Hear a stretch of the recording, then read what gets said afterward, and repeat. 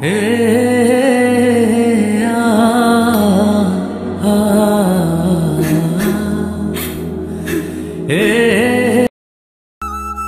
ছেলের জন্মের সাথে সাথে মাকে খেয়েছিস, তার কিছুদিন পর বাবাকেও খেয়ে নিলি, আর এখন আমাদেরকে খাওয়ার ধান্দা। তোর মতো কুলাঙ্গার ছেলে মরতে পারিস না? রাস্তাঘাটে এত মানুষ মরে, তুই মরতে পারিস না? রাধিকা বেগম কথাগুলো বলছে আর নিলয়কে বেল দিয়ে বেধড়ক ভাবে পেটাচ্ছে। পেটাতে পেটাতে হাঁপাতে শুরু করে আর নিলয় ফ্লোরে শুয়ে গড়াগড়ি খাচ্ছে। শরীরটা ফ্লোরে এলিয়ে দিয়েছে, মারের দাগগুলোর মাঝে রক্ত জমাট বেঁধে গিয়েছে। ওঠার শক্তি পর্যন্ত নেই। মা বাবা, তোমরা চলে গেলে আমাকে কেন সাথে নিয়ে গেলে না? তোমাদের নিলয় ভালো নেই। চাচিমা প্রতিদিন নানান অজুহাতে আমায় মারে। মা ও বাবা, আমি সহ্য করতে পারি না, জানো, খুব কষ্ট হয় আমার। তোমরা আমাকে তোমাদের সাথে নিয়ে যাও। রাধিকা বেগম নিলয়কে এভাবে রেখে চলে যায়। নিলয় তার আব্বু আম্মুর ছবিগুলো ধরে কান্না করতে থাকে। আপনারা হয়তো ভাবছেন, একটা ছেলে কেন মেয়েদের মতো মার খেলো, প্রতিবাদ কেন করেনি? তাহলে শুনুন, দুনিয়াতে যদি দুটা ছায়াই একা রেখে চলে যায়, তখন বোঝা যায় দুনিয়াটা কতটুকু নিকৃষ্ট। নিলয়ের আব্বু আম্মু মারা যাবার পর সে তার চাচা চাচির কাছে বড় হয়। চাচার সামনে রাধিকা বেগম নিলয়কে অনেক আদর স্নেহ করার অ্যাক্টিং করে। আর চাচা অফিসে গেলে নিলয়ের উপর অত্যাচার শুরু হয়। নিলয় মুখ বুঝে সহ্য করে নেয়, কারণ ছোট থাকতে ভয় দেখিয়ে দেখিয়ে বড় করা হয়েছে। ঘরের রান্না থেকে শুরু করে কাপড় কাচা সহ যাবতীয় কাজ নিলয়কে দিয়ে করায়। রাধিকা বেগমের এক মেয়ে, নাম রুহানিকা। মেয়ে খুব অহংকারী, তবে সে নিলয়কে পছন্দ করে। নিলয় রুহানিকে তেমন পাত্তা দেয় না, টিউশনি করিয়ে নিজেই নিজের খরচ বহন করে। এবার ভার্সিটিতে উঠেছে নিলয়। তার খুব ইচ্ছে পড়াশুনো করে অনেক বড় কিছু হওয়ার, কিন্তু সবার কি আর সব ইচ্ছে পূরণ হয়? রাত 9:30 ছুঁই ছুঁই। নিলয় রুমে মরার মতো পড়ে আছে। নিলয়কে এভাবে বেরহম ভাবে পিটিয়ে চলে যাওয়ার পর আর এসে দেখেনি ছেলেটা মরে গেছে নাকি জীবিত আছে। নিলয় জ্বরে কাতরাচ্ছে। বাহির থেকে আকরাম সাহেবের কণ্ঠস্বর শোনা যাচ্ছে। মনে হয় আকরাম সাহেব মানে তার চাচা অফিস থেকে এসেছে। চাচা তাকে অনেক আদর স্নেহ করে। রাধিকা, নিলয় বাবা কোথায়? আজ তাকে দেখছি না। প্রতিদিন তো নিলয় দরজা খুলে দেয়, তাহলে আজ তুমি কেন? নিলয় কোথায়? আকরাম সাহেবের কথায় রাধিকা বেগম চুপসে যায়। আমতা আমতা করে বলে, নিলয় আজ তাড়াতাড়ি শুয়ে পড়েছে, তার নাকি ঘুম পাচ্ছে, তাই আমি আর না করিনি। আচ্ছা ঠিক আছে, মা বাবা মরা ছেলেটাকে কোনো রকম কষ্ট দিও না, দেখে রাখিও। আমার ভাইয়ের রেখে যাওয়া শেষ স্মৃতি নিলয়। আর রুহানিকা কোথায়? ও ভুলে গিয়েছি, আমার নবাবজাদি কন্যা তো সন্ধ্যার সময় দরজা বন্ধ করে ঘুমিয়ে পড়ে। দাও, খাবার দাও, খেয়ে আমিও উঠি, শরীরটা অনেক ক্লান্ত। আকরাম সাহেবের কথায় রাধিকা বেগম খাবার বেড়ে দেন। উনি খাবার খেয়ে রুমে চলে যায়। রাধিকা বেগম হাঁপ ছেড়ে বাঁচে। নিলয়কে আকরাম সাহেব খুবই আদরে স্নেহ করেন। যদি কখনো শুনে রাধিকা বেগম নিলয়ের উপর এমন টর্চার করে, তাহলে ওনাকে আস্ত রাখবেন না আকরাম সাহেব। রাধিকা বেগমও রুমে চলে যায়। আকরাম সাহেব সকাল 7টায় অফিসের উদ্দেশ্যে বের হয়ে যায়। ফজরের আজান শুনে নিলয় আস্তে আস্তে চোখ খুলে বসে। এখন শরীরটা একটু ভালো লাগছে। রাতে তো শরীর নাড়ানোই মুশকিল ছিল। নিলয় আস্তে আস্তে উঠে উজু করে, ঘরেই নামাজ পড়ে নেয়। আজ আর এই অবস্থায় মসজিদে যেতে পারবে না। নামাজ পড়ে শরীরটা বিছানায় এলিয়ে দেয়। কিরে, এই অলক্কির বাচ্চা, বাজে কয়টা? ওর এত বেলা করে ঘুমালে বাজার করতে কে যাবে? ভুয়ার রান্নার কাজে কে হেল্প করবে? ওর রোহানিকার কলেজ আছে। রাধিকা বেগম কথাগুলো পা দিয়ে নাড়া দিচ্ছে। যখন দেখছে নিলয়ের কোনো রেসপন্স নেই, তখন নিলয়ের গায়ে এক বালতি পানি ছুঁড়ে মারে। নিলয় লাফ দিয়ে উঠে বসে। চাচিমার দিকে একবার তাকিয়ে বলে, চাচিমা, আমার শরীরটা ভালো নেই, প্রচন্ড ব্যথা আর জ্বর, অনেক গা পুড়ে যাচ্ছে, প্লিজ আজকে অন্য কাউকে দিয়ে কাজগুলো করান। নিলয়ের কথা শুনে রাধিকা বেগম রেগে আগুন হয়ে কষিয়ে একটা থাপ্পড় মেরে বলে, অলক্ষীর বাচ্চা, কাজে ফাঁকি দেওয়ার ধান্দা, যা কাজ কর গিয়ে। এগুলো অজুহাত দেখালে বাড়ি থেকে ঘাট ধাক্কা দিয়ে বের করে দিব। নিলয় দেখলো ওনার সাথে শুধু শুধু তর্কে জড়ালে লাভ নেই, কাজ করতেই হবে। তাই কথা না বলে কাজে লেগে পড়ে। নিলয়, এই নিলয়, কোথায় তুই? আমার ঘরে চা নিয়ে আয় তো। সকাল কখন হয়েছে এখনো আমি চা পাইনি। আম্মু কি তোকে এমনি এমনি মারে? চা নিয়ে আয়। রুহানিকার কথায় নিলয় তাড়াতাড়ি করে চা বানিয়ে রুহানিকার ঘরে যায়। রুহানিকা চোখ কচড়িয়ে নিলয়ের দিকে তাকিয়ে বলতে লাগে, তোকে বলেছি আমাকে ভালোবাসতে, কিন্তু তুই কি করি? আমাকে মুখের উপর না করে দিলি। তোর দ্বিগুণ কষ্ট করতে হবে। যদি আমার প্রস্তাবে রাজি থাকতি তাহলে আম্মুর মার থেকে তোকে আমি বাঁচাতে পারতাম। তুই আমার ছোট বোন হোস, ভুলে যাস না। তোকে আমি ছোট বোনের মতোই দেখি, তাই এগুলো কথা আর কখনো মুখে আনবি না। ছোট হয়ে একে তো আমাকে তুই করে বলিস, আবার এগুলো কথা বলতে লজ্জা করে না? নিলয়ের মুখ থেকে এগুলো শুনে রুহানিকা রেগে মেগে আগুন হয়ে যায়। চিল্লিয়ে বলে, তোর কত বড় সাহস আমাকে কথা শোনাস?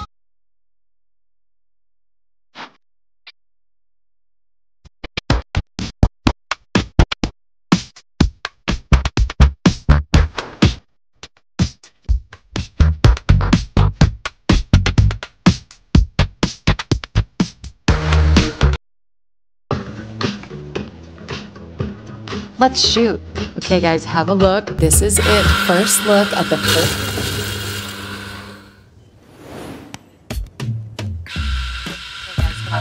This is it. First look at the first edition of our new design. Sounds great.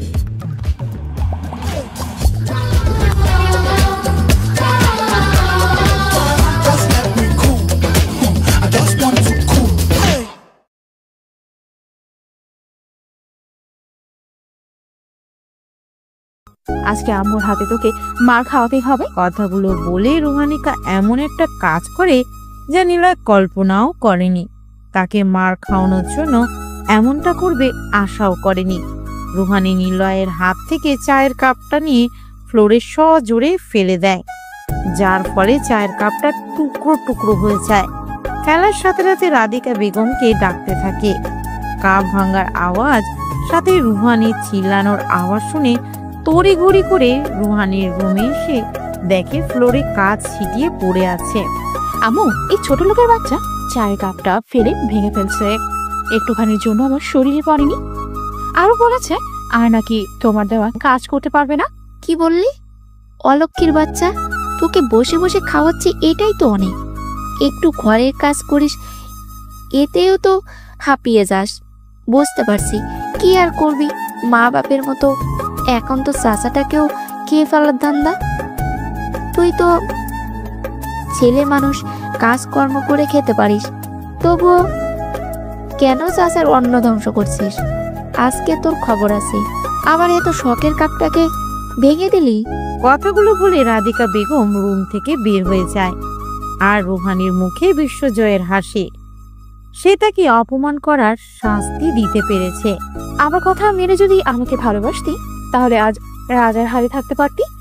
দেখি এখন আম্মুর হাত থেকে তোকে কে বাঁচায়। নিলয় ভাবতেই পারছে না সামান্য জেদের জন্য তাকে কিভাবে ফাঁসালো। মনে মনে তার খুব খারাপ লাগে। এই মানুষগুলোকে সে তার নিজের খুব কাছের মনে করে, কারণ তারা ছাড়া নিলয়ের আপন বলতে আর কেউ নেই। নিলয় মাথাটা নিচু করে রুম থেকে বের হতেই দেখে রাধিকা বেগম বেল্ট নিয়ে দাঁড়িয়ে আছে। সে জানে এখন যত কিছুই করবে না কেন রাধিকা বেগম তাকে মারবেই, তাই মাথাটা নিচু করে দাঁড়ায়। আজকেও রাধিকা বেগম নিলয়কে মেরে মেরে আধমোড়া করে ফেলে রাখে। কালকের মারের জায়গাগুলো শুকায়নি, আর আজকেও সেম ভাবে পিটলো। কালকে রাতে কিছু খায়নি, আর সকালে আবার মার খেয়ে নিল। নিলয় আস্তে আস্তে উঠে নিজের রুমের ভিতরে গিয়ে ধপাস করে ফ্লোরে পড়ে যায়। জ্ঞান ফিরে প্রায় দুপুরের দিকে। আর রাত থেকে কিছুই পেটে পড়েনি, শরীরটা একেবারে দুর্বল। আস্তে আস্তে উঠে রান্না করে খাবার কিছু আছে নাকি দেখতে চায়। অনেক খোঁজাখুঁজির পর এইটু ভাত তরকারি পায়। কিছু করার নেই, এগুলোই খেতে হবে। খাবার খেয়ে রুমে গিয়ে একটু পড়াটা দেখে। আজকে তাকে ভার্সিটিতে ভর্তি করিয়ে দেওয়ার কথা ছিল। বিকেলে 2টো টিউশনি করে একটা গার্ডিয়ানের বাবা খুবই ভালো। নিলয়ের আর্থিক অবস্থার কথা জেনে নিলয়কে তিনিই ভার্সিটিতে ভর্তি করিয়ে দিবেন বলেছেন। ভার্সিটির প্রিন্সিপাল নাকি লোকটার বন্ধু হয়। আজকে আর রাধিকা বেগমের জন্য পারল না। রাত 9টা ছুঁই ছুঁই। কলিং বেল বেজে উঠে। নিলয় বুঝতে পারে তার চাচ্চু এসেছে। দরজা খুলে দিতেই আকরম সাহেব নিলয়কে দেখে একটা হাসি দেয় আর বলে, কেমন আছিস বাবা?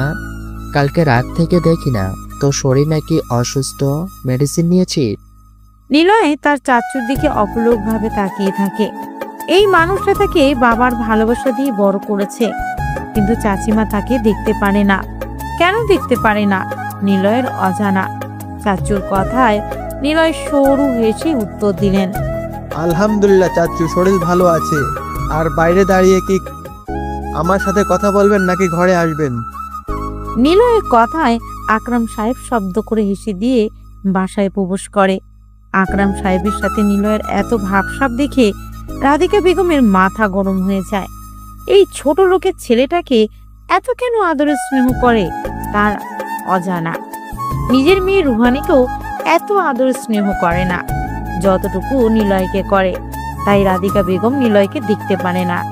উনি চায় নিলয়কে যদি বাড়ির সব কাজকর্ম আর টর্চার করা হয়, যদি নিলয় চলে যায় তাহলে তারা বাঁচে।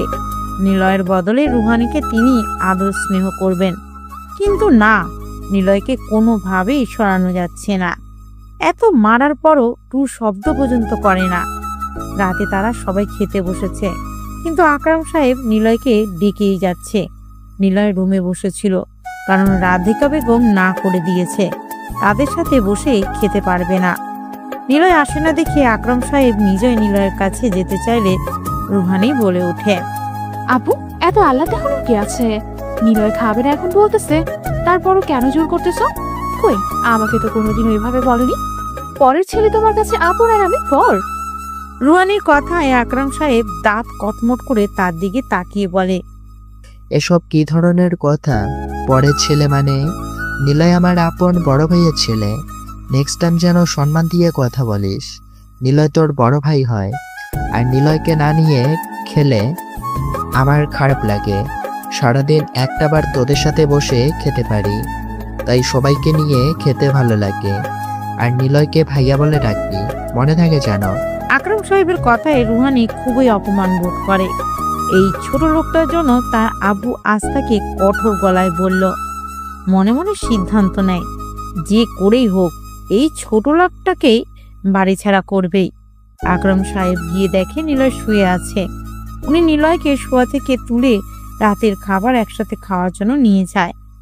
পরদিন সকালে নিলয়ের ঘুম থেকে লেট করে ওঠে, কারণ সবার অগোচরে নিলয় পড়তে বসে।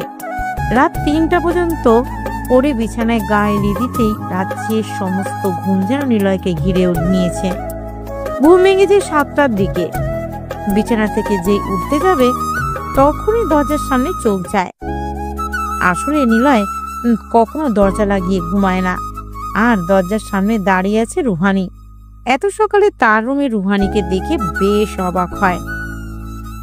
তার থেকে বেশি অবাক হয় রুহানির হাতে থাকা জিনিসটা দেখে। রুহানির হাতে ছিল চায়ের কাপ। নিলয়ের জন্য সকাল সকাল চা বানিয়ে নিয়ে এসেছে। নিলয় কখনো বাড়িতে চা খায়নি। হ্যাঁ, বন্ধুদের সাথে বাইরে খেয়েছে, তবে আজ রুহানির এমন পরিবর্তন নিলয়ের হজম হচ্ছে না। নিলয় বেশ তীক্ষ্ণভাবে রুহানির দিকে তাকিয়ে থাকে। আয়া, রুমে আসতে পারি? সে কখন থেকে দাঁড়িয়ে আছি, চাটা ঠান্ডা হয়ে যাচ্ছে। আমি কি আসবো? নিলয় রুহানির মুখ থেকে ভাইয়া ডাক শুনে এক প্রকার ধাক্কা খায়। রুহানি তাকে ভাইয়া ডাকছে, এটা কি আদৌ সম্ভব? নিলয় রুহানিকে রুমে আসতে বলে। রুহানি নিলয়ের খাটের উপর বসে চায়ের কাপটা নিলয়ের হাতে দিয়ে বলে, আমি চিন্তা করে দেখেছি, আজ পর্যন্ত আমি যা কিছু তোমার সাথে করেছি সব অন্যায় করেছি। আমি আমার ভুলটা বুঝতে পেরেছি, আমাকে ক্ষমা করে দাও ভাইয়া। নিলয় রুহানির এমন পরিবর্তন দেখে অনেক খুশি প্লাস অবাক হয়। তবে আপাতত এত কিছু ভেবে কাজ নেই। বোনটা তার ভুল বুঝতে পেরেছে, এটাই অনেক।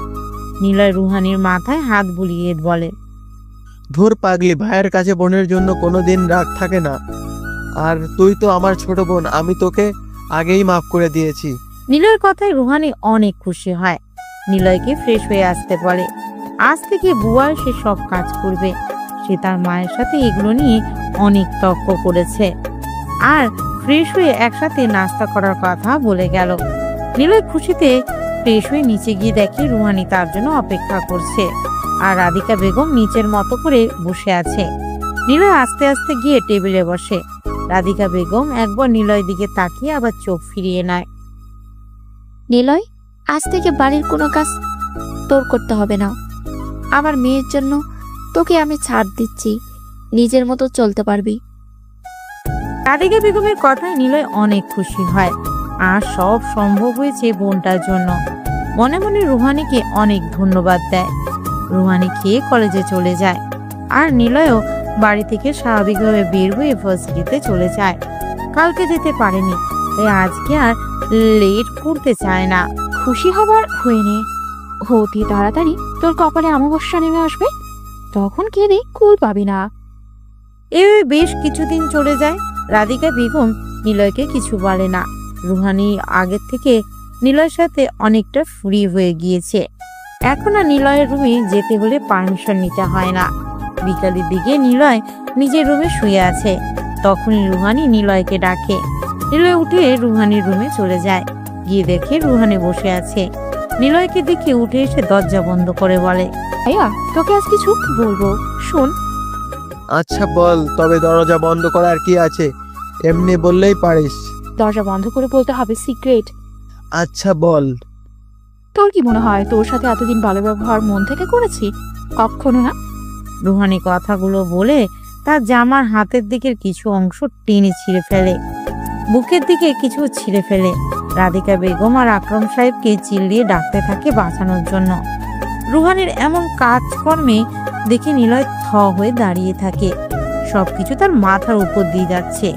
নিলয়ের টি শার্টটা টান দিয়ে ছিঁড়ে ফেলে। তখনই দরজার পাশ থেকে আকরম সাহেব সহ রাধিকা বেগম চিল্লাতে থাকে।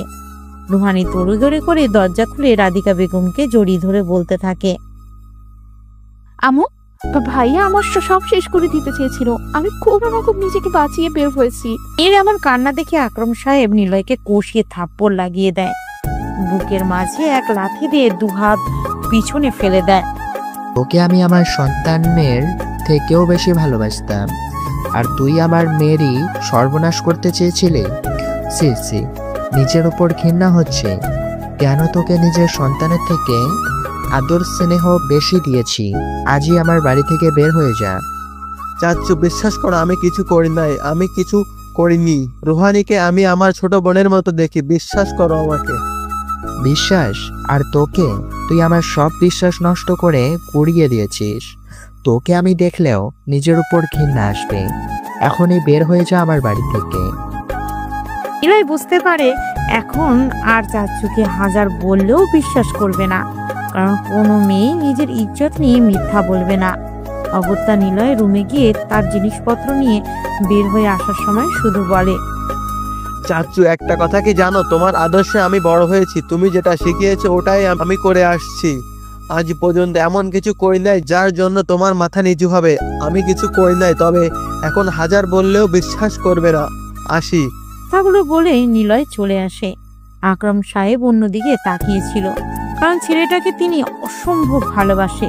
কিন্তু ছেলেটা তার মেয়ের সাথে এমন করতে পারবে জানা ছিল না। কোথায় যাবে বুঝতে পারছে না নিলয়। তাকে ঢাকা যেতে হবে, ওখানে কোনো কাজকর্ম করে পড়াশোনাটা করতে হবে। তাই সে ময়মনসিংহ রেলওয়ে স্টেশনে চলে আসে। প্রায় সন্ধ্যার পরপর একটা রেল আসে ঢাকার উদ্দেশ্যে। নিলয় ওটাতেই উঠে যায়।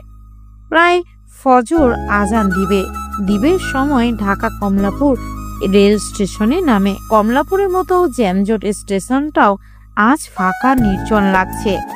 নিলয় জানে না সে কোথায় যাবে, তবে সিদ্ধান্ত নেয় এই ব্যস্ত শহরটাই যেহেতু এসেছে, সংগ্রাম করে হলেও তাকে বাঁচতে হবে। হেঁটে হেঁটে একটু দূর যেতেই দেখতে পায় কয়েকজন লোক একজনকে ধরে জবরদস্তি করে তার থেকে টাকা নেওয়ার চেষ্টা করছে। লোকটা মিনতি করছে না নেওয়ার জন্য। নিলয় তাদের সামনে গিয়ে বলে, কি ভাই, লোকটার সাথে এমন করতেছেন কেন? ওনাকে ছেড়ে দেন। তাদের মাঝ থেকে একজন বলে ওঠে, তোর এখানে কাজ কি? ভাগ এখান থেকে, না হলে তোর কপালে শনি আছে। আর কপালে শনি আছে এখন বুঝতে পারবি। কথাগুলো বলে নিলয় একজনকে কিক মারে। ছেলেটা ছিটকে দূরে গিয়ে পড়ে। এভাবে একে একে তিনজনকে ইচ্ছে মতো কেলানি দেয়। ছেলেগুলো পালিয়ে যায়। কে তুমি বাবা? আজ আমায় অনেক বড় উপকার করলে। তা তুমি কোথায় যাচ্ছ? মনে হচ্ছে স্টেশনে থেকে এসেছো। জি চাচা, এই ময়মনসিংহ থেকে এসেছি। আপাতত থাকার কোনো জায়গা নেই, যেখানে পাবো সেখানে শুয়ে পড়বো। কেন, তোমার ফ্যামিলির মানুষ কোথায় বাবা? আমি এতিম চাচা, আব্বু আম্মু মারা গেছে, আমার কেউ নেই। এভাবে বলো না, যার কেউ নেই তার আল্লাহ আছে। আচ্ছা চলো, তুমি আমার সাথে আমার বাড়িতে যাবে।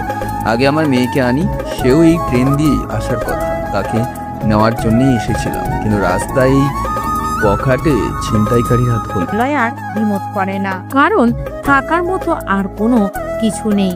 আপাতত ওনার সাথে গেলেই হয়। নিলয় লোকটার সাথে আবার স্টেশনের দিকে যায়। সেখানে যাওয়ার পর একজনকে দেখে নিলয় লোকটার পিছনে পালায় ভয়, কারণ সামনে একজন মেয়ে দাঁড়িয়ে ছিল। মেয়েটির চোখগুলো টানা টানা, দেখতে অসম্ভব সুন্দরী। নিলয় মেয়েটিকে দেখে লোকটার পিছনে লুকিয়ে যাওয়ার কারণ হলো, যখন নিলয় ট্রেনে উঠে তখন মেয়েটিকে দেখেই থমকে যায়, কারণ মেয়েটি ট্রেনের টিটির সাথে ঝামেলা করছিল।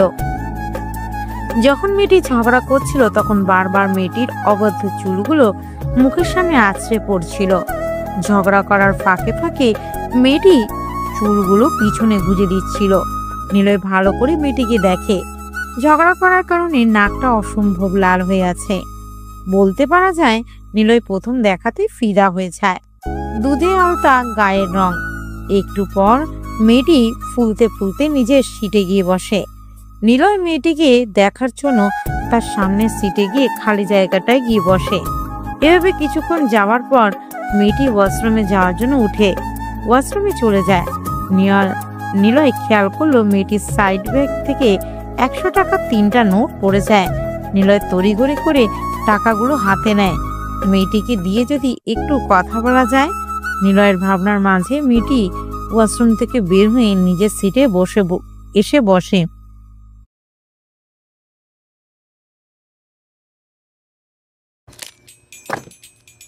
Alors tu vois, là je prépare un circuit fermé. তখনই হ্যালো মিস, আপনার ব্যাগ থেকে এই টাকাগুলো পড়েছে। নিলয়ের দিকে একবার আরেকবার টাকাগুলোর দিকে তাকিয়ে মেয়েটি তার সাইড ব্যাগ চেক করে দেখে টাকা নেই। সাথে সাথে মেয়েটি নিলয়ের হাত থেকে টাকাগুলো গুনে নিলয়কে প্রশ্ন করে, এই 100 টাকা কম কেন? বের করেন আমার 100 টাকা, না হলে আজকে আপনার অবস্থা 12টা বাজাবো। এভাবে ফেরত দিয়ে আমার কাছ থেকে টাকা নেওয়ার ধান্দা বের করেন। দিন আমার বাকি 100 টাকা। নিলয় মেয়েটির এমন কথায় থ হয়ে যায়, কারণ একে তো উপকার করলো, তার উপর তাকেই ফাঁসিয়ে দিচ্ছে। কি যা তা বলছেন মিস? আমি তো আপনার টাকাগুলো দিয়ে আপনাকে সাহায্য করেছি, এখন আবার আমাকেই ফাঁসিয়ে দিচ্ছেন। কোথায় ধন্যবাদ দিবেন তা না? ধন্যবাদ দিতে বইয়ে গেছে আমার। দেখুন, আপনাদের মতো চোরদের আমার ভালো করে চেনা আছে। টাকা দিবেন নাকি আমি মানুষ ডাকবো বলুন? নিলয় বুঝতে পারে এখন যত কথা না বলবে ততই নিজের ভালো। পকেটে হাত দিয়ে দেখে তার কাছেও একটা 100 টাকার নোট আছে। সেটা মেয়েটাকে দিয়ে দেয়। মেয়েটা টাকা নিয়ে ভালো করে দেখে বলে, আমাকে কি আপনার আবুলের বউ মনে হয়? আমার নতুন টাকার নোটটাই আমার লাগবে, আর এটা আমার টাকা না। আমার টাকা আমাকে দিন। আল্লাহ, এ কোন ঝামেলায় পড়লাম।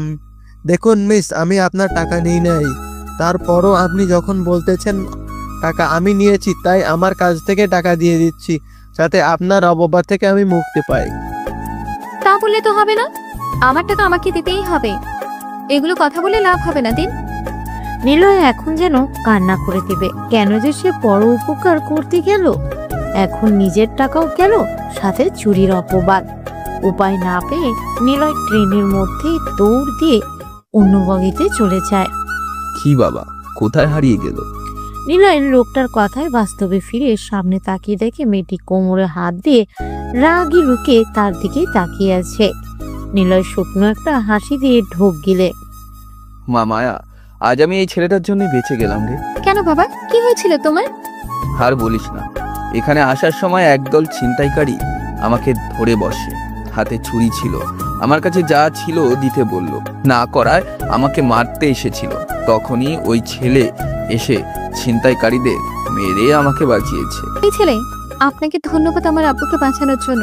এখন যেতে পারেন। আরে শুনো, ছেলেটা আমাদের সাথে আমাদের বাড়িতেই যাবে। কেন আব্বু, আমাদের বাড়িতে কেন? কারণ ছেলেটি এই প্রথম ঢাকায় এসেছে আর তার কেউ থাকে না। ছেলেটি এতিম। আমার এত বড় উপকার করলে এটা তো করতেই পারি। মেয়েটি আর কিছু বলল না, তবে একটা রাগী লোক নিলয়ের দিকে দিয়ে চলে যেতে থাকে সামনের দিকে। কি বাবা, দাঁড়িয়ে রইলি কেন? চলো চলো আমাদের সাথে। নিলয় আর কথা বাড়ানো না, কারণ লোকটার সাথে না গেলে সে কোথায় থাকবে তার জানা নেই। তাই নিলয় কোনো দ্বিমত পোষণ করেনি। তারা একটু হাঁটার পরেই বিশাল একটা বাড়ির সামনে এসে দাঁড়ায়। মেয়েটি গেটে টোকা দিতেই দারোয়ান এসে দরজা খুলে দেয়। নিলয় হা করে তাকিয়ে আছে। এত বড় লোক মেয়ে কিনা ট্রেন দিয়ে চলাচল করে? নিলয়ের মনে হাজার চিন্তার বাস। তখন লোকটা নিলয়ের সামনে এসে বলে, বাবা দাঁড়িয়ে কেন, চলো ভেতরে চল। বড় বাড়ি আপনাদের আঙ্কেল? হ্যাঁ বাবা, আমার বাড়ি এটা। কেন, পছন্দ হয়নি? কি বলেন আঙ্কেল, পছন্দ হবে না কেন? তবে আপনারা এত বড় লোক, তাহলে এত সাদাসিধে ভাবে থাকেন কেন? না মানে আপনার মেয়ে ট্রেন দিয়ে আসলো আর আপনি গাড়ি না নিয়ে একা একা রেল স্টেশনে গেলেন মেয়েকে পিক আপ করতে। বুঝতে পেরেছি বাবা, তোমার মনে অনেক প্রশ্ন ঘুরপাক খাচ্ছে। তাহলে শোনো, আমার নাম আনাফ চৌধুরী। চৌধুরী গ্রুপ অফ ইন্ডাস্ট্রিজের চেয়ারম্যান আমি আমার সবাইকে সাদাসিধেভাবেই চলাফেরা করতে পছন্দ করি, এই আর কি। আচ্ছা চলো ভেতরে চলো, বাকি কথা না হয় ভেতরেই হবে। নিলয় আর কথা বাড়ায় না, আহনাব চৌধুরীর সাথে যেতে থাকে। দরজার সামনে যেতে একজন মহিলা এসে বলে, আরে মায়া, এমন ভাবে রেগে আছো কেন? আর তোমার সাথে ছেলেটাই বা কে? বলছি সব। তারপর আহনাব চৌধুরী ওনার স্ত্রীকে সব কাহিনী খুলে বলে। তাহলে তো ভালোই করেছো। আর বাবা, তোমার যতদিন মন চায় আমাদের সাথে থাকিও। এখন যাও, ফ্রেশ হয়ে আসো, আমি খাবার দিচ্ছি। এটা বলে মহিলাটি একজনকে ডাক দেয়। সাথে সাথে একজন মেয়ে এসে হাজির, সম্ভবত এখানে কাজ করে। তখন মহিলাটি বলে, আরে বাবা, দেখলে আমি কেমন? তোমার নামটাই তো জিজ্ঞেস করতে ভুলে গিয়েছি। জি আন্টি, আমার নাম নিলয় মাহমুদ। রহিমা, যা নিলয়কে নিয়ে গেস্ট রুমটা দেখিয়ে দিয়ে আয়। আর বাবা, যাও ফ্রেশ হও গিয়ে। আমি নিচের দিকে তাকিয়ে শুধু হ্যাঁ মাথা নাড়ালাম, কারণ মানুষগুলো সত্যিই অনেক কোমল মনের অধিকারী। এত বড় লোক হওয়ার পরও কোনো হিংসা নাই, ওনাদের মেয়ে মায়ারও নেই, তবে অসম্ভব রকম রাগী। আমার চাচি আর চাচাতো বোন, তাদের কথা মনে আসতেই বুক ছিঁড়ে একটা দীর্ঘ নিঃশ্বাস বের হয়ে আসে। আমাকে রুম দেখিয়ে রহিমা চলে যায়। আমি ফ্রেশ হয়ে এসে খাটে বসতেই রহিমা আবার হাজির। ভাইজান, আপনারে খালাম্মা ডাকে খাওয়ার জন্য। আসলে বাসা থেকে আসা পর্যন্ত কিছুই খাইনি, কোথায় পেটে ছুঁচু করছে, তাই ওনাকে বললাম আমি আসতেছি। রহিমা চলে যায়। আমি নিচে গিয়ে থমকে যাই, কারণ নিচে ওই মেয়েটা বসে আছে। আমি মেয়েটাকে দেখেই ভয় পেয়ে যাই, কারণ মেয়েটি আমাকে দেখে রাগে লুকে চেয়ে আছে। তখনই পাশ থেকে আন্টি বলে উঠলো, বাবা এসো, খেতে বসো আমাদের সাথে। ভয়ে ভয়ে গিয়ে একটা চেয়ার টেনে বসি। আমার বসা দেখেই মেয়েটি চেয়ার থেকে উঠে দাঁড়ালো। খাবার না খেয়ে চলে যেতে নিলেই আন্টি বলে উঠলো, কি রে মায়া, খাবার না খেয়ে কোথায় যাচ্ছিস? খেয়ে পরে যা। না মা, ক্ষুধা নেই আমার, তোমরা খেয়ে নাও। বেশি কথা না বলে খাবার খেও, তারপর যাও। জার্নি করে এসেছো, খেয়ে বিশ্রাম করো। আহনাব চৌধুরীর কথায় মায়া চুপ করে খেতে বসে যায়। আহনাব চৌধুরী যেমন সোজা তেমনি রাগী। তাই মায়া তার মুখের উপর কথা বলতে পারে না। তার মানে মেয়েটির নাম মায়া, যেমন দেখতে নামটাও তার সাথে যায়। তবে মেয়েটি বেশ রাগী। আহনাব চৌধুরীর কথায় নিলয় বাস্তবে ফিরে আসে। তা বাবা কি করবে বললে না তো? একটা থাকার জায়গা আর কয়েকটা টিউশনি পড়ালেই হবে। আমি পড়াশোনা করতে চাই, তাই টিউশনি করে নিজের পড়াশোনাটা চালিয়ে যেতে চাই। বাহ, বেশ তো। কিসে পড়ো তুমি? জি, আমি এইবার ভার্সিটিতে উঠেছি, কিন্তু ভাগ্যের কারণে পড়া হয়ে ওঠেনি। আব্বু আম্মু মারা যাওয়ার পর আর আগের মতো পড়তে পারি না। টিউশনি করিয়ে কোনো রকম পড়া চালিয়ে যাচ্ছি। দুঃখ নিও না, আমি তোমাকে ভার্সিটিতে ভর্তি করিয়ে দেব, সাথে তোমাকে আমি কাজও করিয়ে দেব, থাকারও ব্যবস্থা করে দেব। আহনাব চৌধুরীর কথায় নিলয় মনে মনে খুব খুশি হয়ে যায়। তবে কাজটা কি জানে না সে। আঙ্কেল, কাজটা কি যদি বলতেন তাহলে ভালো হতো। তুমি কি গাড়ি চালাতে পারো? জি আঙ্কেল, চালাতে পারি। তাহলে তুমি মায়ার ভার্সিটিতে ভর্তি হবে, আমি সব ব্যবস্থা করিয়ে দেব। তোমার কাজ, তুমি মায়ার বডিগার্ড হয়ে থাকবে। আমি বিজনেসম্যান, জানোই তো। আর মায়া হলো আমার একমাত্র মেয়ে, তাই মেয়ের উপর অনেকবারই অ্যাটাক হয়েছে। তুমি ভালো ফাইট করতে পারো, তাই আজ থেকে তুমি মায়ার বডিগার্ড হয়ে মায়ার ভার্সিটিতেই পড়বে, সব সময় দেখাশোনা করবে। তার জন্য তোমাকে মাসে 20,000 টাকা এবং থাকা খাওয়া আমাদের এখানেই করবে। তুমি যে রুমটাতে আছো সেটাতেই থাকবে, কেমন? আমি 100 বার রাজি আঙ্কেল। আপনাকে কি বলে যে ধন্যবাদ দিব বুঝতে পারছি না। আপনি আমার শেষ সাহারা হয়ে গেলেন। তার জন্যই বলে যার কেউ নাই তার আল্লাহ আছে, আল্লাহই ব্যবস্থা করে দেন। এতক্ষণ আহনাব চৌধুরী আর নিলয়ের কথাগুলো বাকি সবাই মনোযোগ দিয়ে শুনছিলেন। যখন বলল মায়ার বডিগার্ড, তখন মায়ার মুখ দেখার মতো ছিল। কথা চেপে রাখতে না পেরে বলেই দিয়েছে, আপু, আমার বডিগার্ড লাগবে না, আমি একাই যেতে পারবো। তোমার উপর অনেকবার অ্যাটাক হয়েছে, তুমি আমার একমাত্র মেয়ে, তাই আমি চাই না তোমার কিছু হয়ে যাক। আর নিলয় বিশ্বস্ত একজন, আমি মনে করি। কালকে থেকে নিলয় তোমার সাথে ভার্সিটিতে যাবে, আমি সব ব্যবস্থা করে রাখবো। এখন খাবার খাও সবাই। আহনাব চৌধুরীর কথায় সবাই খাবার খেতে লাগলো। উনি খুবই মিশক মানুষ, তবে যখন গম্ভীর হয়ে যায় তখন ওনার থেকে আর কোনো গম্ভীর মানুষ নেই বললেই হয়। সবাই খাবার খেয়ে নিজ নিজ ঘরে চলে যায়। এদিকে মায়া উপরে গিয়ে ব্যাগ থেকে কাপড়গুলো গুছাচ্ছে আর বলছে, নিলয় থেকে কেউ বিশ্বস্ত আর নেই, বললেই হলো। একটা চোরকে বাড়িতে এনে জায়গা দিল, 100 টাকার লোভ সামলাতে পারেনি, সে নাকি বিশ্বস্ত। কথাগুলো বলার সময় দ্বিতীয় চেন টান দিয়ে খুলতেই একবারে কচকচে একটা 100 টাকার নোট নিচে পড়ে যায়।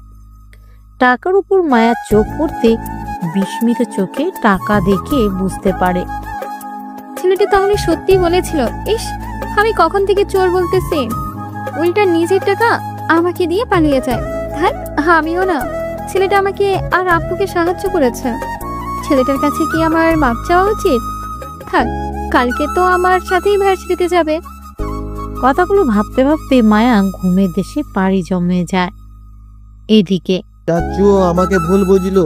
উনি কি জানতেন না তার রক্ত আমার শরীরে? আমি কখনোই এমন করব না, আর কখনোই যাব না। এখানে বিশ্বাস নেই, সেখানে যে কি করব। এখান থেকে পড়াশোনাটা চালিয়ে যেতে পারলেই হবে। কথাগুলো ভাবতে ভাবতে নিলয় ঘুমিয়ে পড়ে। ফজরের আজানের মিষ্টি ধ্বনি শুনে নিলয়ের ঘুম নিয়ে যায়। উজু করে এসে মসজিদে যাওয়ার জন্য পরক্ষণে মনে হয় এখানের কোনো কিছুই তো সে চিনে না, তাই ঘরেই নামাজ পড়ে নেয়। নামাজ পড়ে হাতের ভাঙা অ্যান্ড্রয়েড মোবাইল থেকে কোরআন শরীফ অ্যাপসটা বের করে কোরআন পড়তে শুরু করে। মিষ্টি কণ্ঠের ধ্বনি শুনে মায়া পিট পিট করে চোখ খুলে। এত সকালে কখনো সে উঠে না, কিন্তু আজকে একটা মিষ্টি কণ্ঠ ভেসে আসছে। কান পেতে শোনার চেষ্টা করে বুঝতে পারে তো মিষ্টি কণ্ঠে কোরআন তেলাওয়াত করছে। মায়া তেলাওয়াত শুনে আর থাকতে পারেনি। এমন মিষ্টি কণ্ঠের তেলাওয়াত যেন সে আর শুনেইনি। তাই আওয়াজটা ফলো করতে করতে নিলয় যে রুমে থাকে সেখানে গিয়ে দাঁড়ায়। দরজাটা খোলা। উকি দিয়ে দেখে নিলয় পশ্চিম দিকে ফিরে মাথায় টুপি দিয়ে কোরআন তেলাওয়াত করছে। মায়ার জানা নেই কতক্ষণ এভাবে ছিল, তবে নিলয়কে কোরআন পড়া বন্ধ করা দেখে হুঁশ ফিরে। হয়তো কোরআন পড়া শেষ, তাই সেও চুপি চুপি নিজের ঘরে চলে যায়, যাতে তাকে কেউ না দেখে। শুয়ে চিন্তা করতে থাকে। কিভাবে একটা মানুষ এভাবে তেলাওয়াত করতে পারে? আমার মনে হচ্ছে এভাবে কোরআন তেলাওয়াত শুনেই আমি সময় পার করে ফেলতে পারবো। চিন্তা করতে করতে সে আবার ঘুমিয়ে যায়। এদিকে নিলয় তেলাওয়াত শেষ করে ঘরের ভিতর একটু পায়চারি করার পর বাইরে বের হয়। তখন প্রায় 8টা বেজে গিয়েছে। নিলয় দেখে আন্টি আর রহিমা নাস্তা বানাচ্ছে। নিলয় গিয়ে আন্টিকে সালাম দিয়ে বলে, আন্টি, আমিও আপনাকে সাহায্য করি।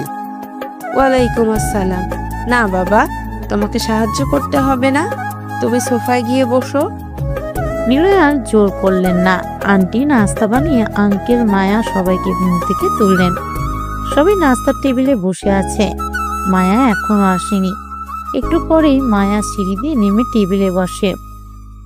নিলয়ের দিকে কেমন করে তাকিয়ে তার আম্মুকে বললেন নাস্তা দেওয়ার জন্য। আন্টি সবাইকে নাস্তা দিয়ে তিনিও বসে গেলেন তাদের সাথে। বসতে বসতে নিলয়কে বললেন, নিলয় বাবা, এমন ভাবে মধুর সুরে কোরআন তেলাওয়াত কোথায় শিখেছো? আজ আমি তোমার মিষ্টি কণ্ঠের কোরআন তেলাওয়াত শুনেই ঘুম থেকে উঠেছি। হয়তো আরো কেউ উঠেছে। আন্টির কথায় মায়া কাঁদতে শুরু করলেন। আন্টি তাড়াতাড়ি পানি এনে দিলেন। মায়া নিচের দিকে তাকিয়ে খেতে শুরু করলো। আর নিলয় আন্টিকে বলল, গ্রামের বাড়িতে আমাদের মসজিদে ইমাম সাহেবের কাছ থেকে শিখেছি। অনেক সুন্দর করে কোরআন তেলাওয়াত করতে পারো বাবা। আন্টি আর কিছু বললেন না। আঙ্কেল আমাদেরকে রেডি হতে বললেন। আমি গিয়ে আমাকে চাচু ঈদে একটা প্যান্ট আর একটা শার্ট কিনে দিয়েছিল, সেটা এখনো নতুন আছে। আমি সেগুলো পরে রেডি হয়ে নিচে গেলাম। নিচে যেতেই মায়া আগের ন্যায় কেমন করে যেন আমার দিকে তাকালো। আঙ্কেল আমার হাতে গাড়ির চাবি দিয়ে বলতে শুরু করলেন, আজ থেকে তোমার কাজ শুরু। আমি প্রিন্সিপালের সাথে কথা বলে রেখেছি, তুমি আমার যাবতীয় যা যা লাগবে সাথে নিয়ে নিও। আমার কথা বললেই অ্যাডমিশন করিয়ে দেবে। আঙ্কেলের কাছ থেকে বিদায় নিয়ে সে গাড়ির সামনে যেতেই মায়া বলতে শুরু করে, শোন, ট্রেনের ঘটনার জন্য সরি। টাকা তুই নিসনি, বাসায় এসে ব্যাগ খুলে টাকাটা সেখানেই পাই। এই নি তোর টাকাটা। ভুল বুঝতে পারছেন, এটাই অনেক টাকা লাগবে না। তুই কি আমাকে ফকির ভাবিস নাকি? নে তোর টাকা। নিলয় মায়ার ধমকে টাকা নিয়ে নেয়। গাড়ির কাছে গিয়ে ড্রাইভিং সিটে গিয়ে বসতেই অপর পাশ থেকে মায়ার সামনে এসে বসে। কি ম্যাম, আপনি পিছনে বসুন। কেন পিছনে বসতে হবে? কেন? মানে মালিকরা তো পিছনেই বসে। তোর এত কিছু ভাবতে হবে না। আমার গাড়ি, আমি যেখানে ইচ্ছে বসবো। আর আমি সামনে না বসলে তোকে রাস্তা কে চেনাবে? মায়ার কথায় যুক্তি আছে, তাই নিলয় চুপ করে গাড়ি চালাতে থাকে। মায়া নিলয়কে রাস্তা দেখিয়ে দিচ্ছে। নিলয় মনে মনে ভাবে, যেমন রাগী মনে করেছিল তার থেকে কমই। আজ মায়া নীল কালারের সালোয়ার কামিজ পরেছে। নিলয় চোখ সরাতেই পারছে না, একেবারে যেন আসমান থেকে হুড় এসে তার সাথে বসে আছে। কিছুক্ষণের মধ্যে তারা ভার্সিটি চলে যায়। নিলয় পার্কিং এরিয়াতে গাড়ি পার্ক করতে চলে যায়। এদিকে মায়া তার বান্ধবীদের কাছে যায়। কিরে মায়া, এই হ্যান্ডসাম ছেলেটাকে কোথা থেকে আনলি? একেবারে চকলেট বয়। প্রথম দেখাতেই ক্রাশ খেয়ে ফেলছি রে।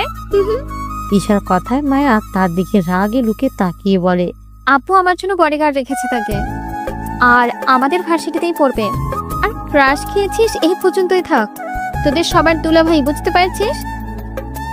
তলে তলে ট্যাঙ্কু চালাও, আমরা বললেই হরতাল, তাই না? ম্যাম, আপনাকে খুঁজতেছি। আমি তো প্রিন্সিপাল স্যারের রুম চিনি না, আমাকে একটু দেখিয়ে দিবেন। এই তিশা, তোরা বস, আমি নিলয়কে স্যারের রুম দেখিয়ে আসি। স্যারের রুম দেখিয়ে মায়া নিলয়কে বলে, শোন, কোনো মেয়ের দিকে তাকাবি না। আমি যা বলবো তাই কিন্তু শুনতে হবে। মনে রাখিস, যদি দেখি কোনো মেয়ের দিকে তাকিয়েছিস তাহলে তোর খবর আছে। আর ক্লাস শেষ করে ওই বড় গাছটা সামনে এসে দাঁড়াবি, বুঝতে পারছিস? জি ম্যাম। মায়া কথাগুলো বলে চলে যায়। নিলয় যেন হাঁপ ছেড়ে বাঁচে। প্রিন্সিপাল স্যারের রুমে নক দিয়ে অনুমতি নিয়ে প্রবেশ করে নিলয়। আহনাব চৌধুরী কথা বলতে প্রিন্সিপাল নিলয়কে ভর্তি কমপ্লিট করে ক্লাসে নিয়ে যায়। এভরিওয়ান স্টুডেন্ট, এ হচ্ছে তোমাদের নতুন ফ্রেন্ড, সবাই পরিচিত হয়ে নিও, কেমন? কথাগুলো বলে প্রিন্সিপাল স্যার রুম থেকে চলে যায়। নিলয় গিয়ে পিছনের সিট খালি ওখানে গিয়ে বসে। তখনই ক্লাসে স্যার আসে। নিলয়কে উদ্দেশ্য করে বলে, এই ছেলে নতুন নাকি? দাঁড়াও। স্যারের কথায় বুঝতে পারি, আমাকেই বলেছেন কথাটা, তাই দাঁড়িয়ে পড়ি। জি স্যার, আমি নতুন। তা আগে কোথায় পড়েছো? ময়ময় সিংহে। তাহলে এখানে কেন? স্যার, সমস্যার কারণে এখানে ট্রান্সফার নিয়ে এসেছি। স্যারকে মিথ্যা বললাম, আপনারা তো জানেনই কেন এসেছি। তোমার পরিচয় দাও আমাদের সবাইকে। জি, আমি নিলয় মাহমুদ। আব্বু আম্মু একটা অ্যাক্সিডেন্টে আমাকে ছেড়ে চলে যান। এখন আপন বলতে কেউ নাই। Sorry man. আর সবাই নিলয়ের সাথে পরিচিত হয়ে নিবে, কেমন? স্যার আমাদের ক্লাস করিয়ে চলে যায়। স্যার যেতেই অনেক পরিচিত হতে আসে। তাদের মাঝে একজন খুব মিশুকে। হাই, আমি সাইফুল। হ্যালো, আমি Niloy Mahmud. Friends? Okay friends. তাহলে আপনি বলা যাবে না, তুই করে বলতে হবে, কেমন? একটু ভেবে রাজি হয়ে যায়। ওকে। তাহলে চল, আমার বাকি ফ্রেন্ডদের সাথে তোকে পরিচয় করিয়ে দেই। ওকে চল। সাইফুল আমাকে তার বাকি ফ্রেন্ডদের সাথে পরিচয় করিয়ে দেয়। তারা প্রত্যেকে মিশুকি মনের। তাদের সাথে পরিচয় হয়ে সত্যিই খুব ভালো লেগেছে।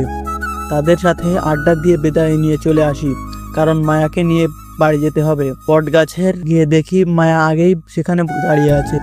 কিরে, এত দেরি করলি কেন? আমি কখন থেকে দাঁড়িয়ে আছি। চল। সরি, ক্লাসে দেরি হয়েছে। আচ্ছা চল, এখন বাসায় যাব। তাহলে কোথায় যাবেন? শপিং করতে যাব। চল শপিং মলের দিকে। আমি আর কি করব, মালিক যেখানে বলবে আমার সেখানেই নিয়ে যেতে হবে। মায়া ম্যামকে নিয়ে শপিং মলে যাই। অনেক মার্কেট করেছে, ছেলেদেরও করেছে। হয়তো ওনার বয়ফ্রেন্ডের জন্য। আমার কি, আমি ওনার বডিগার্ড মাত্রই। ওনাকে সুরক্ষা দেওয়ার আমার কাজ। শপিং শেষে ওনাকে নিয়ে বাড়ি যাই। নিজের রুমে যাওয়ার সময় উনি আমাকে ডাক দিলেন, তাই বাধ্য ছেলের মতো ওনার কাছে যাই। নে, এগুলো তোর জন্য নিয়েছি। আমার জন্য ম্যাম? তোর জন্য। পরে জানাবি কেমন হয়েছে। আমি খুশিতে আত্মহারা হয়ে যাই। এই প্রথম কেউ আমাকে গিফট দিচ্ছে। ম্যামের হাত থেকে জিনিসগুলো নিয়ে উপরে চলে যায়। রুমে গিয়ে প্যাকেটটা খুলে দেখি শার্ট প্যান্ট, দেখতে অনেক সুন্দর। ম্যামের পছন্দ ভালো বলতে হবে। এভাবে একদিন চলে যায়। আমি গাড়িতে বসে আছি ম্যামকে নিয়ে যাওয়ার জন্য। একটু পর ম্যাম এসে আমার পাশের সিটে বসতেই গাড়ি চালানো শুরু করলাম। ভার্সিটি গিয়ে ম্যামকে নামিয়ে গাড়ি পার্ক করতে চলে যায়। গাড়ি পার্ক করে ক্লাসে চলে যায়। ক্লাস শেষ করে বাহির হতে সাইফুল প্রশ্ন করলো, নিলয়, তোকে দেখি এই শহরের সব থেকে ধনী বিজনেসম্যানের মেয়েকে গাড়ি করে নিয়ে আসিস, কাহিনী কি? ওহ, তুই মায়া ম্যামের কথা বলছিস? আচ্ছা শোন। তারপর সাইফুলকে সব বললাম। তার মানে তুই মায়ার বডিগার্ড? তাহলে তো তোর কপাল খুললো। এই ভার্সিটির সবার ক্রাশের তুই বডিগার্ড। মায়ের সাথে কথা বলার জন্য কত ছেলে পাগল, আর তুই কি না তার বাড়িতে তার সাথে ভার্সিটিতে আসিস। তোরই তো কপাল রে বন্ধু। আমি আর সাইফুল কথা বলে ক্লাস থেকে বের হয়ে যাই। একটা ছেলে মায়ের হাত ধরে টানাটানি করছে। মায়ের যতবার ছাড়ানোর চেষ্টা করছে ততবার হাত চেপে ধরেছে। বিষয়টা দেখে মাথায় রক্ত উঠে যায়। তাই কাছাকাছি গিয়ে শোনার চেষ্টা করি কি নিয়ে কথা কাটাকাটি হচ্ছে। রকি, তুই কিন্তু অসভ্যতামি করছিস। কতবার বলেছি আমি তোকে ভালোবাসি না, তারপরেও কেন আমার পেছনে পড়ে আছিস? হাত ছাড়, সবাই দেখছে। আমি তোকে ভালোবাসি, তুই কেন বাসিস না? আমার বাপের কি টাকা পয়সা কম আছে? বরং তোর বাপের থেকে বেশিই আছে। আজকে আর তোর কথা মানছি না। তুই আমার গালে চোর মেরে চরম ভুল করেছিস। আজকে হারে হারে টের পাবি। কথাগুলো বলে রকি ছেলেটা মায়ার হাত ধরে টান দিয়ে যাওয়ার খুব চেষ্টা করে, কিন্তু এক চুলও নাড়াতে পারেনি। ছেলেটা মনে মনে চিন্তা করে, এক মুহূর্তে মায়ার শরীরে এত শক্তি কোথা থেকে আসলো? সে নাড়াতেই হিমশিম খাচ্ছে। ঘুরে মায়ার দিকে তাকিয়ে দেখে একটা ছেলে মায়ার অপর হাত ধরে আছে, তাই সে নাড়াতেও পারেনি। এই কে রে তুই? আমার কাজে বাধা দিস? জানিস আমি কে, আমার পাওয়ার কি জিনিস? নিজের ভালো চাইলে পালা এখান থেকে। আমি মায়া ম্যামের বডিগার্ড, আর যেহেতু উনি আপনাদের সাথে যেতে চাচ্ছে না, তাই ওনাকে ছেড়ে দিন, এতে আপনাদেরই ভালো হবে।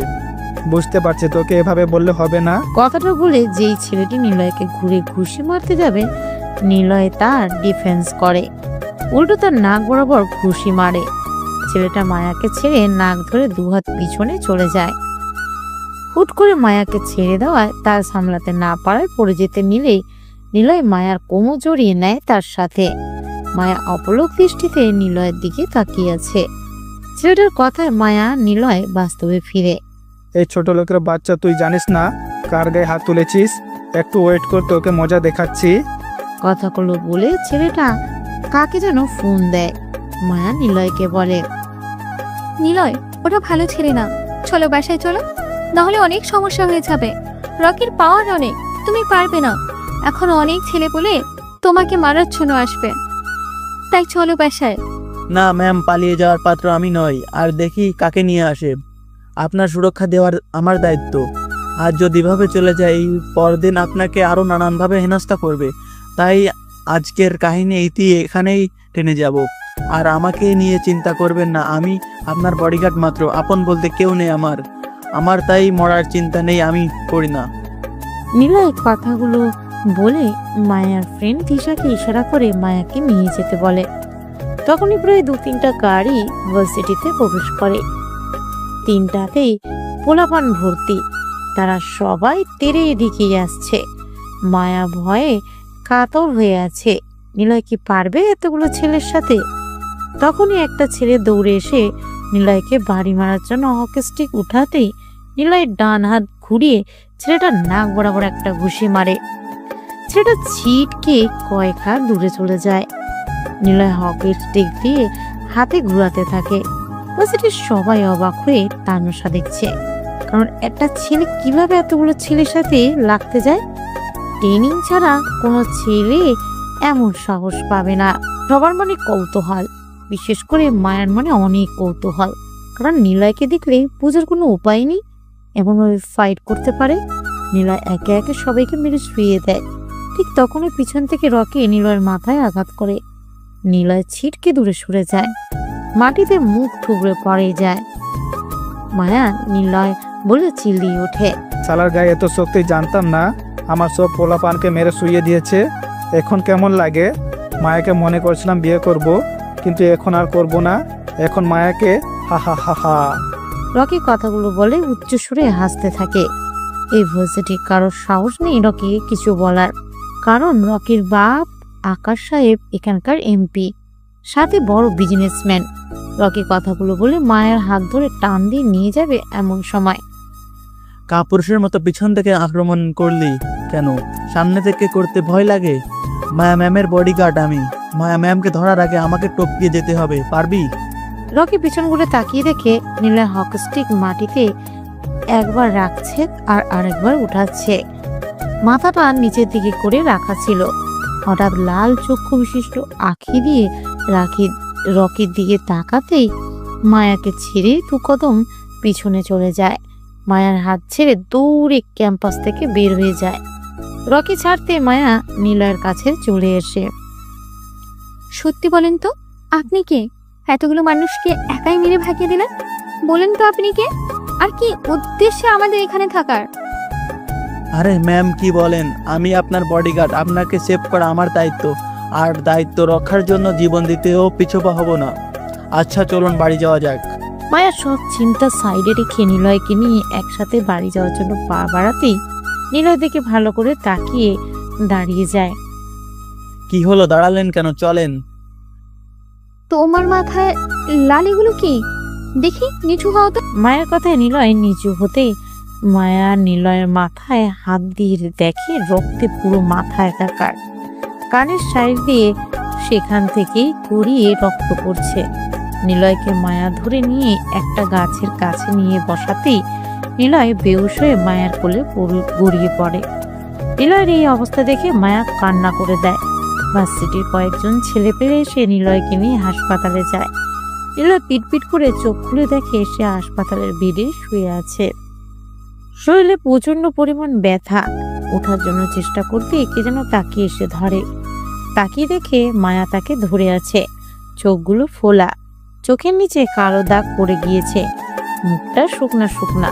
নিলয় গভীর ভাবে মায়ের দিকে তাকিয়ে আছে। এই, তোমার জ্ঞান কখন ফিরেছে? আর আমাকে ডাক দাওনি কেন? এখন যদি পড়ে যেতে তখন কি হতো? মায়ের এমন আচরণে নিলয় চমকে যায়, কারণ যে মেয়ে তাকে তুই ছাড়া বলেই না, সে মেয়ে আজ তাকে তুমি করে সম্বোধন করছে। ব্যাপারটা আসলেই চিন্তাদায়ক। নিলয় আস্তে আস্তে বলে, আসলে ম্যাম শরীরটা খুব ব্যথা করছে, নড়ানোর পর্যন্ত শক্তি পাচ্ছি না, তাই আর কি। একদম নড়বে না, টানা 3 দিন পর তোমার জ্ঞান ফিরেছে। আমি এক্ষুনি ডাক্তারকে ডাকছি। মায়ের কথায় নিলয়ের মাথায় যেন আকাশ ভেঙে পড়ে।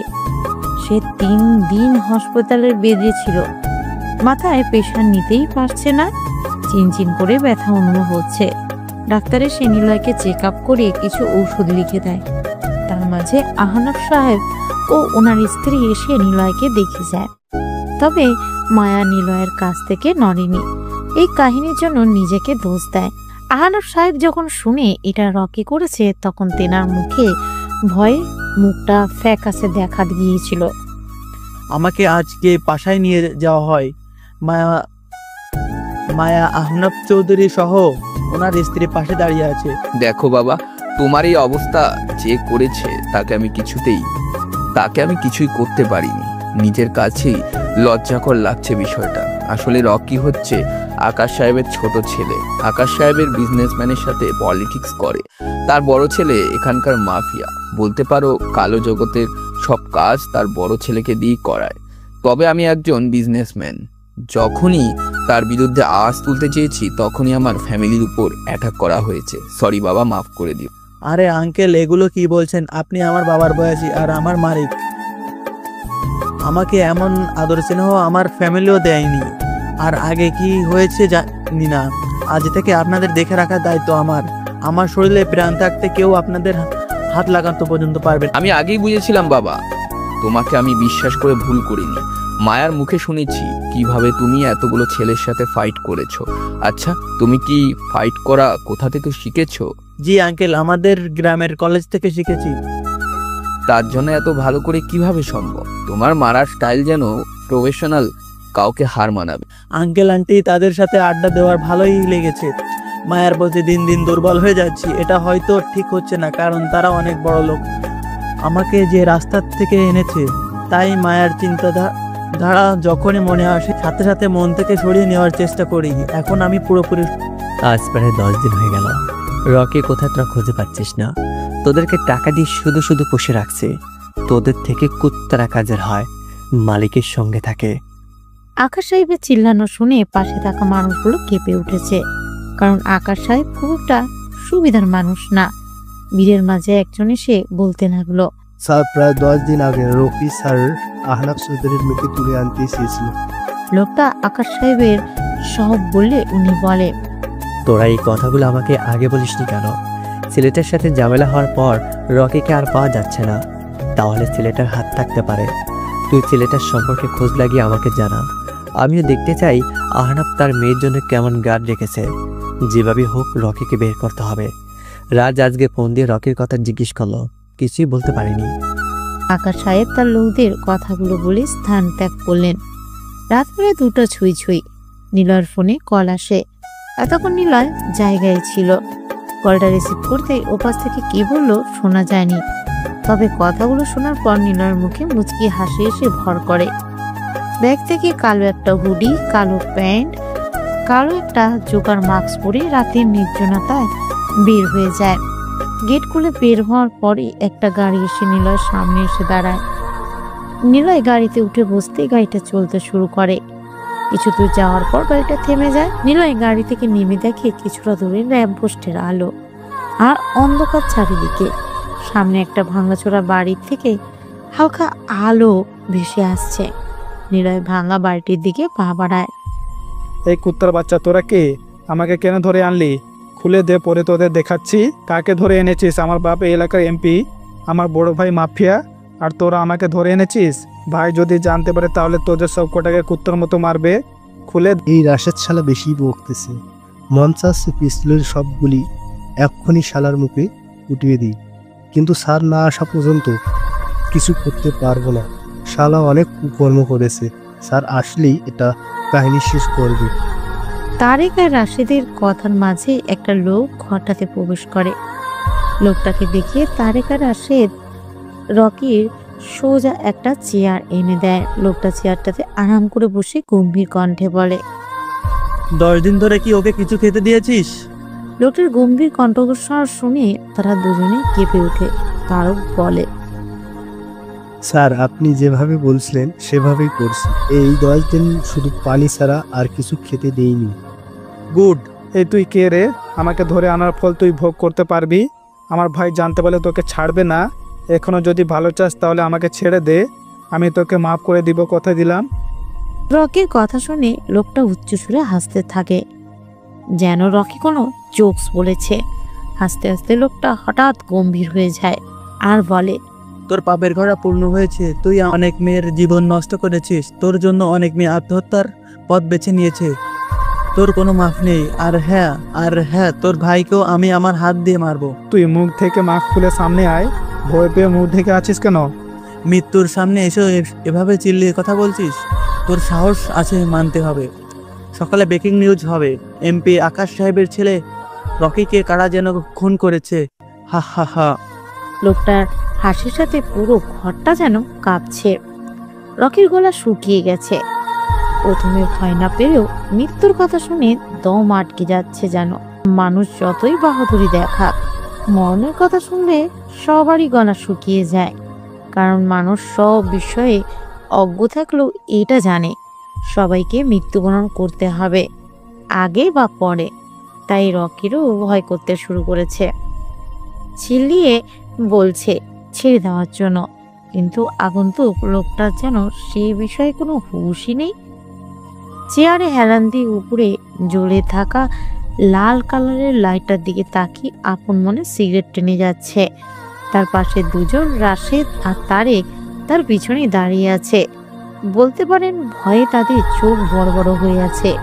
লোকটা সিগারেট শেষ করে তাদের দুজনকে ইশারা করতেই তারা দুজন বুঝে যায় কি করতে হবে।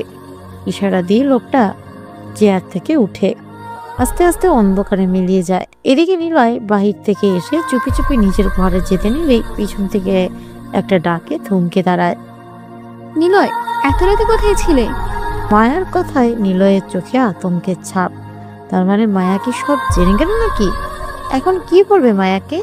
কি বলা চায়? মায়া নিলয়ের দিকে রাগি লুকিয়ে তাকিয়ে আছে, মনে হচ্ছে চোখ দিয়ে গিলে খাবে। নিলয় মায়ার চোখের দিকে তাকিয়ে আবার মাথা নিচু করে নেয়।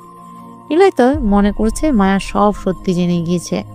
তখনই মায়া নিলয়ের কলা চেপে ধরে বলতে লাগে, তুই সিগারেট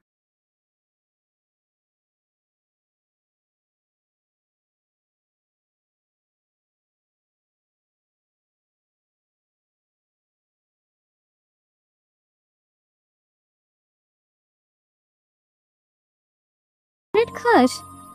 আর সিগারেট খাওয়ার জন্যই তুই এত রাতে বাইরে গেছিস? হ্যাঁ, কথা বলিস না কেন? মায়ার কথায় নিলয় টাস্কি খায়। তার মানে মায়া কিছুই বুঝতে পারেনি। নিলয় মনে মনে খুশি। তবে এখন যেভাবেই হোক মায়াকে শান্ত করতে হবে, না হলে কেলেঙ্কারি হয়ে যাবে। দেখুন ম্যাম, আমি সব সময় খাই না, যখন ভালো না লাগে তখন খাই। আর আজকে হুট করে ঘুম ভেঙে যায়, তাই আর কি। তাই আর কি? হ্যাঁ, ওইগুলো ছাইপাশ আর খাবি না, মনে থাকবে। আজকের জন্য মাফ করে দিলাম তো। আচ্ছা ম্যাম, আর খাবো না। এখন কলারটা ছাড়েন, আমার দম বন্ধ হয়ে আসতেছে। কথাগুলো বলে মায়া নিলয়কে একেবারে তার কাছে নিয়ে আসে। একে অপরের নিঃশ্বাসের শব্দ পর্যন্ত শুনতে পারছে। নিলয় যেন কোনো ঘোরের মধ্যে চলে যাচ্ছে। হঠাৎ মনে হয়ে যায় এগুলো ঠিক হচ্ছে না। ম্যাম, আর কখনো সিগারেট খাবো না, প্লিজ ছেড়ে দিন, দম বন্ধ হয়ে আসছে। নিলয়ের কথায় মায়া বাস্তবে ফিরে নিলয়কে ছেড়ে দেয়। তবে ছাড়ার আগে বলে আর কোনো দিন যেন সিগারেট না খায়। মায়া রুমে গিয়ে ভাবতে থাকে। হুট করে তার ঘুমটা ভেঙে যায়। পরে আর ঘুম আসছিল না, তাই ছাদে যাওয়ার জন্য রুম থেকে বের হতেই নিলয়কে দেখে বাহির থেকে আসতেছে। তার জন্যই গিয়ে এভাবে ধরা।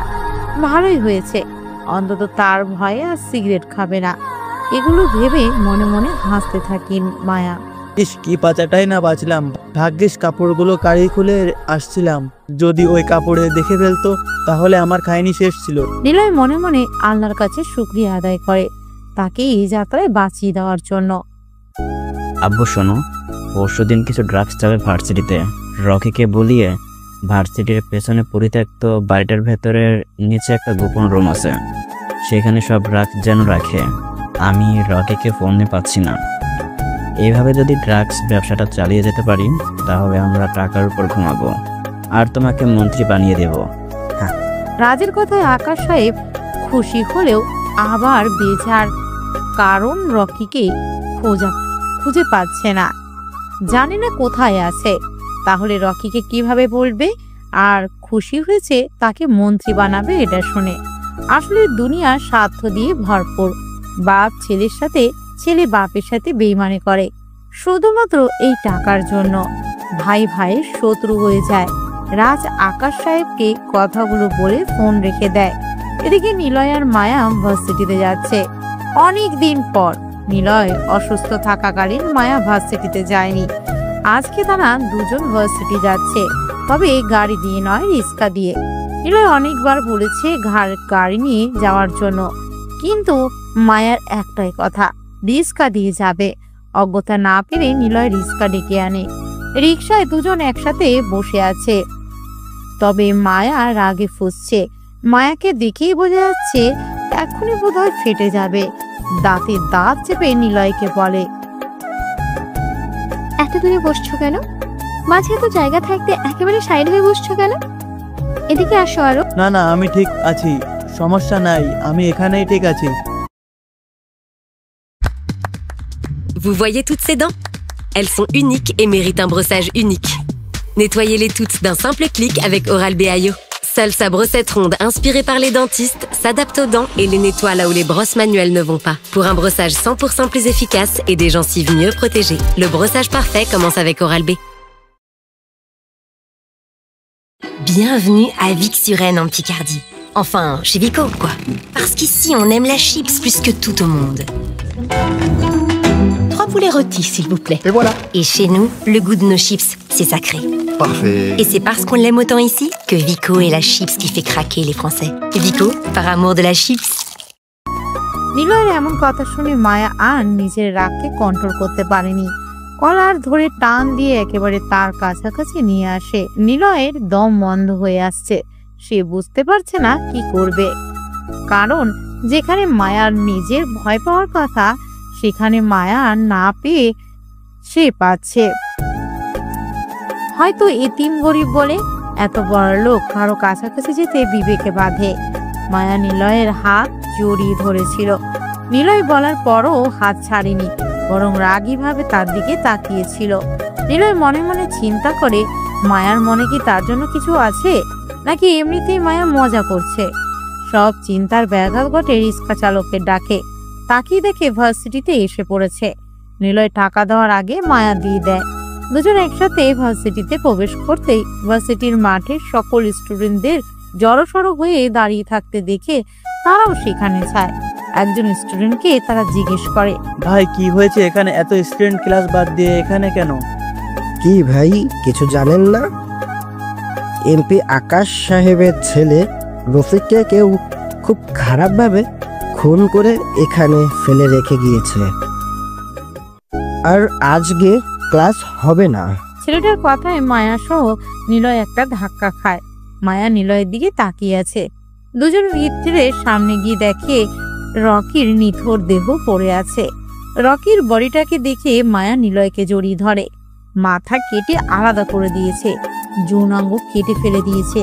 প্রত্যেকটা হাত পায়ের আঙ্গুলের নখ গুলোতে সম্ভবত প্লাস দিয়ে উপড়িয়ে ফেলেছে, যাকে বলে ভয়ঙ্কর, মৃত্যু থেকেও ভয়ঙ্কর। এতক্ষণে এমপি আকাশ সাহেবও চলে এসেছে। ছেলের এই অবস্থা দেখে চোখ বন্ধ করে নেয়। ক্যাম্পাসেই চিল্লিয়ে বলে যায়, আমার ছেলেকে যারা এইভাবে মেরেছে তাদের সব কটাকে কুত্তার মতো পিষিয়ে মারব, বলে গেলাম।